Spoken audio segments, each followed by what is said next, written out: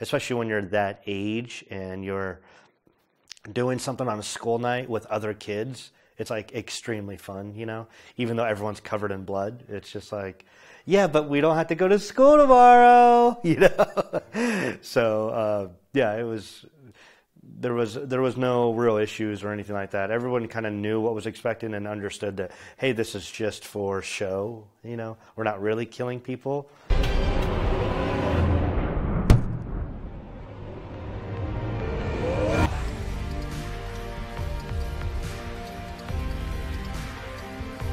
Yeah, Arctic is about a comic book obsessed serial killer, and it's a very dark film, and I really wanted to try to do something that captured an intense feeling the whole way through in a very intense type of way. I think a lot of the times films are done that are meant to be intense, and they have kind of like moments where they're intense, and what I wanted to do was a movie where the whole movie just felt weird. The whole movie just felt weird and kind of jarring, you know? And so Arctic is my first feature, and it's like my strongest attempt to do that.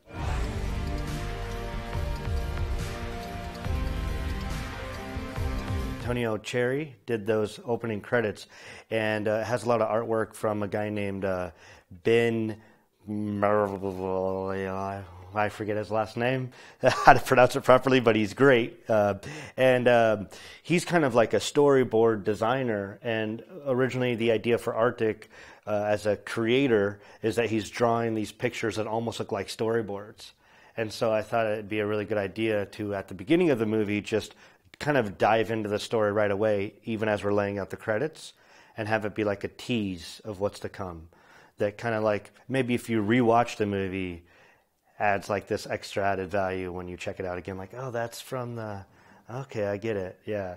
And that score was done by Corey Wallace, and I helped with like some of that music at that initial part, and I really wanted to set that intense tone like right away.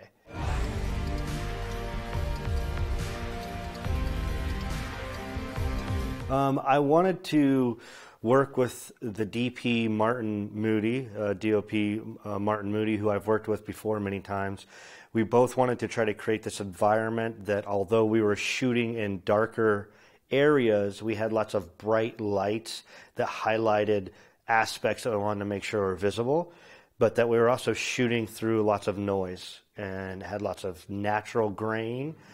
But then we also, with color correction, tried to push the colors as far as we could. So if we used pink, for example, we wanted that brightest pink as possible, and to kind of go past television standards or even normal film standards in terms of how much actual color you see.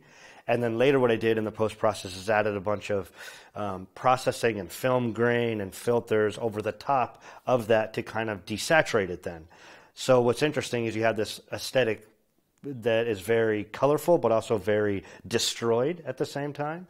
And I always say it's like City of the Lost Children or Amelie meets like The Grindhouse. That's what I always kind of wanted in a movie. So that's what the aesthetic is meant to reflect.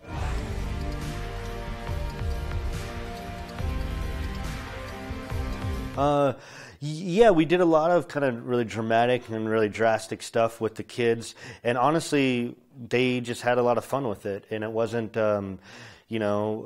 we had people working with the kids, and I worked with the kids, and they all knew like this. Hey, this is just for fun, and so none of them had any adverse reactions to anything, and all of them were more so just excited to be part of a project, especially when you're that age and you're doing something on a school night with other kids. It's like extremely fun, even though everyone's covered in blood. It's just like, yeah, but we don't have to go to school tomorrow, So yeah, there was no real issues or anything like that. Everyone kind of knew what was expected and understood that, hey, this is just for show, we're not really killing people.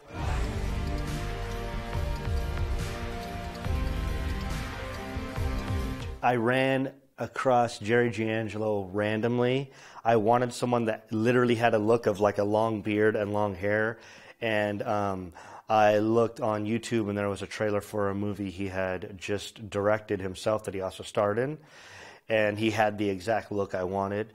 And working with him before the movie, he worked a lot on his voice. His voice sounds kind of normal like mine. And then we worked time and time again. We kept filming each other like you guys are doing of me right now, and we would watch back the tape to try to get his voice to be at a lower octave, talk lower and lower, to where that became natural. That took like a month and a half of just constantly working with him. And trying to come up with an accent that felt familiar but was undiscernible. So you don't know where he's from. You just know it feels like he lives on a farm somewhere in the backwoods, but you don't know where. And in terms of physically, he just kind of, I think he really encapsulated the role, and he also would kind of like work out before each take, but he didn't do tough workouts. Like, he didn't have like weights. He did yoga, which is not as tough. But, yoga actually stabilizes more muscles, but it doesn't look tough. So before every take where he was about to murder someone, he'd just be like, which made it more creepy. But yeah.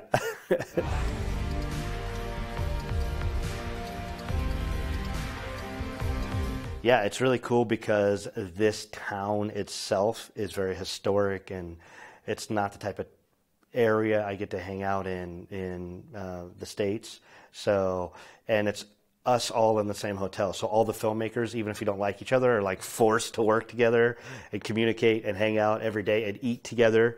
And so you just get to know everybody else and get their experience. So it's a really good festival for bringing filmmakers together, which is kind of like the whole point, And I think Flo has done an amazing job at finding films that are unique that he could bring to an area that doesn't get to see those types of films, and really kind of let the scene dictate and help grow the festival and grow the scene in return.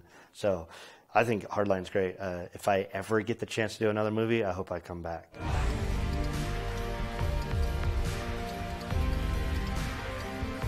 There are other plans for mini movies in my head. I don't know if they'll be realized soon. I'm just now getting in the process of talking with people about other projects, and there's a couple things I have in the works that I'm very excited about. In terms of spectrum, a little bigger than Arctic, in certain ways a lot darker, in certain ways just a lot more mainstream. So, we'll see who I meet on the festival circuit. Maybe I'll interact with somebody who's interested in pursuing a relationship there. So yeah.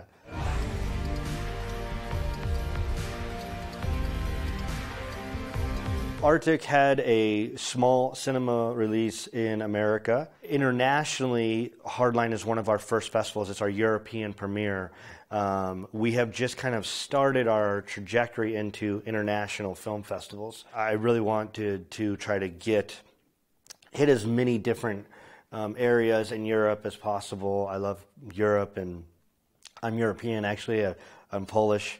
I moved to America when I was really young, but I practically grew up in America, but English is actually my second language. So I've always wanted to come back to Europe, especially with a film. Yeah, just follow the movie on our social media, and we'll be updating all that info as we get it.